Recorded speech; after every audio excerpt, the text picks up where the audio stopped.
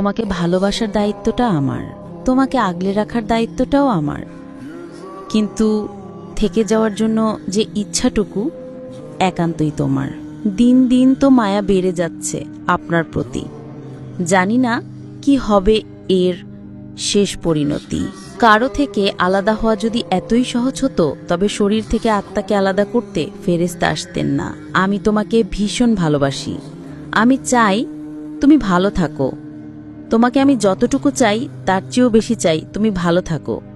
তুমি ভালো থাকলে আমি অশ্রুভরা চোখেও হাসতে পারি। আমার কাছে ভালোবাসা মানে তোমার মুখের হাসি। আমার কাছে ভালোবাসা মানে তোমার ভালো থাকা।